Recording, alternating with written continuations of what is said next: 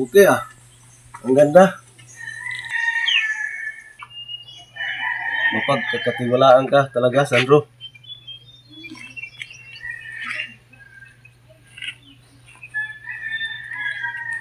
Oh, ito.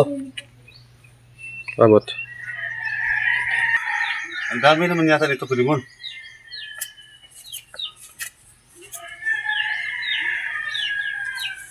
Sobra ito.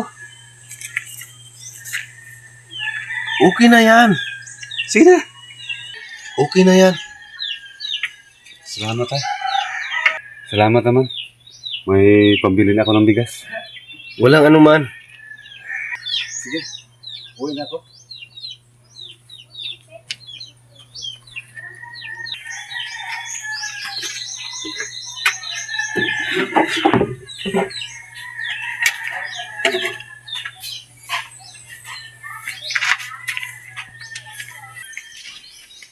Sana pala, Sandro. Baka sa susunod na araw, magpapagawa na naman ako. Ano bang ipapagawa mo? Ipapagawa ko tong pinto. At magpipintura ka ng bubong. Sige. Sabihan mo lang ako kung kailan. Sige. Paano? Alis na ka? Sige. Salamat.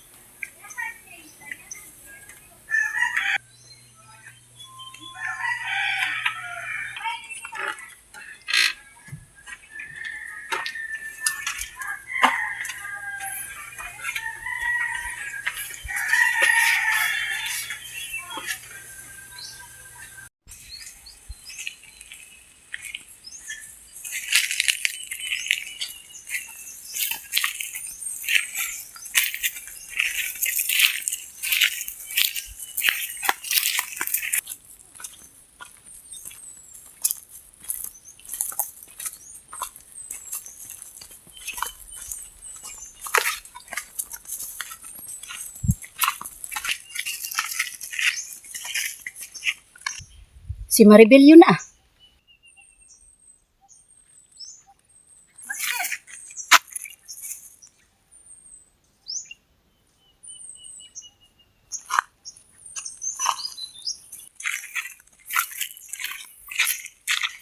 Bakit ate? Sino ka ba sa tingin mo? Bakit ina-under mo ang kapatid ko? Ate, bakit mo ko sinampal? Ano ba yung pinagsasabi mo? Ikaw bruha ka. Akala mo, hindi ko alam. Inaapoy mo ang kapatid ko. Aray! Ate, wala akong ginagawang masama sa kapatid mo. Lulukuhin mo pa ako? Porket matanda na yung kapatid ko at ikaw bata pa, aanderin mo na lang kapatid ko? Ate, hindi ko naman ina-under yung kapatid mo. Sean.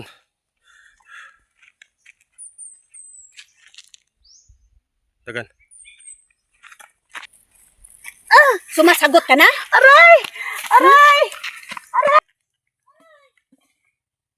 Ano bang kasalanan ko sa'yo? Silen! Wala naman akong kasalanan sa'yo. Ano ito? Bakit mo inaaway si Maribel? Kuya Sandro, Maribel, tumayo ka. Anong kasalanan sa'yo ni Maribel? Bakit mo siya inaaway? kuya, alam ko, ina-under ka niya. Hindi ako papayag na anderin ka ng babaeng ito. Ano? Ina-under ako ng babaeng ito? Gisilin, hindi niya ako ina-under. Grabe ka kuya, pinagtatakpan mo pa ang babae na yan. Gisilin, tama na! Gisilin, tama na! Tama na! Umay ka na! Uy! Ah, ganon. Pinagtatanggol mo siya. Pinagtatanggol mo siya. Tumahimik ka, Gisilin. Tatamaan ka sa akin. Tatandaan ko ang araw na ito, kuya. At ikaw, Maribel, hindi pa tayo tapos. Tama na! Uy! Uy! Uy! Uy ka!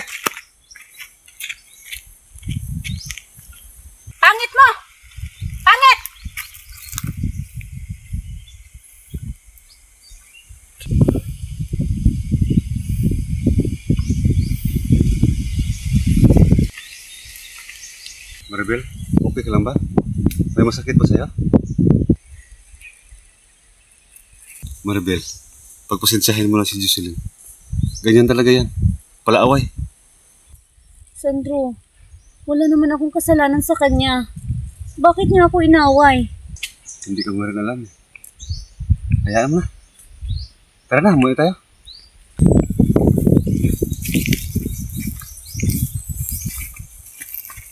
Ano ba yung dala mo?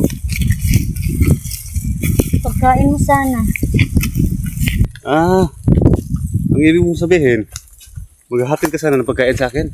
Oo. Pananghalian mo sana. Hindi ko kasi alam na uuwi ka rin pala ng maaga. Mabilis kasi natapos ang trabaho ko. Sa bahay ko na lang yan kainin.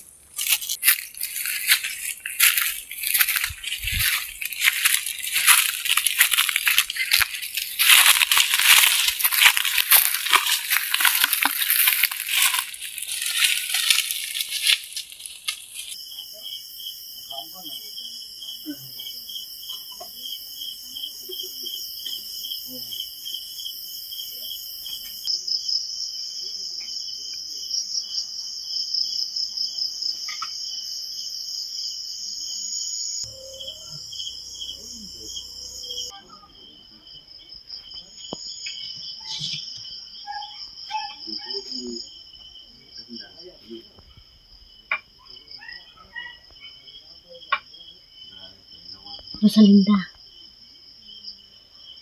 yung tungkol pala sa pera na ipapahiram mo sa akin, tatanggapin ko na. Kailangan ko na talaga ng pera eh.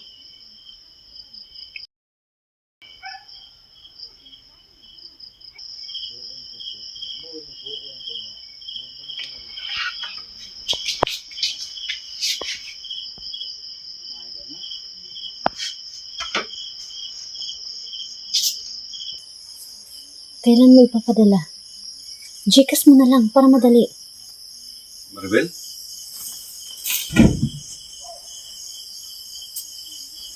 Ano yan? Sino yung kausap mo? Wala.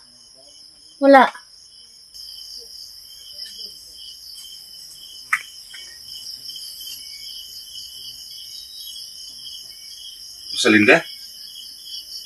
Bakit kayo nag-uusap?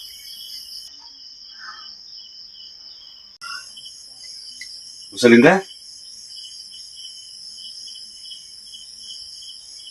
Bakit kayo nag-uusap ni Rosalinda?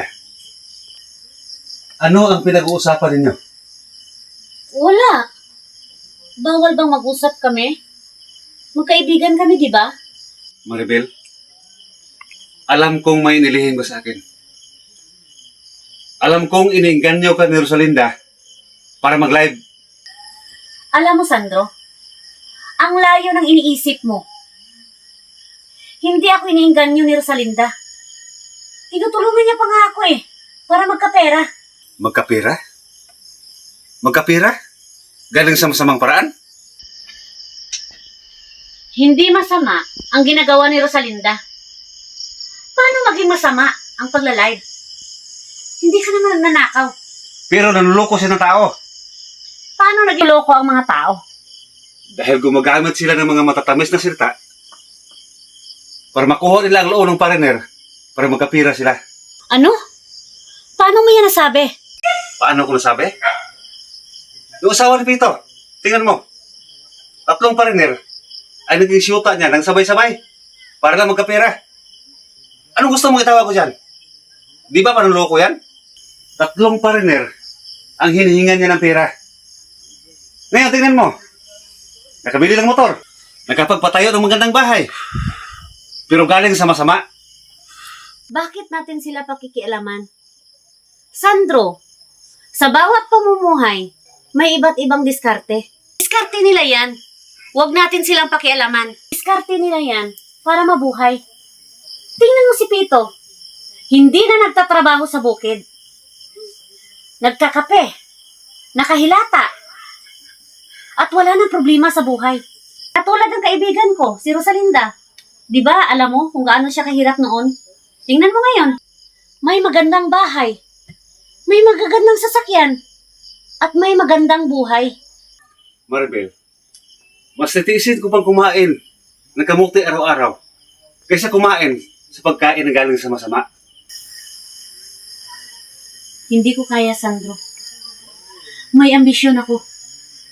Gusto kong guminhawa ang buhay natin at gusto ko ring maranasan ang buhay ng iba. Ambisyosa ka. Hindi masama ang mag-ambisyon, Sandro. Pangarap ko yan.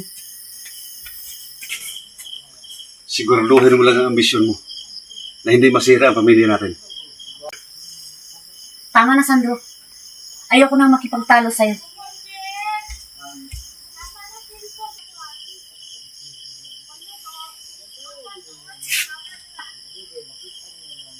Lantas ko.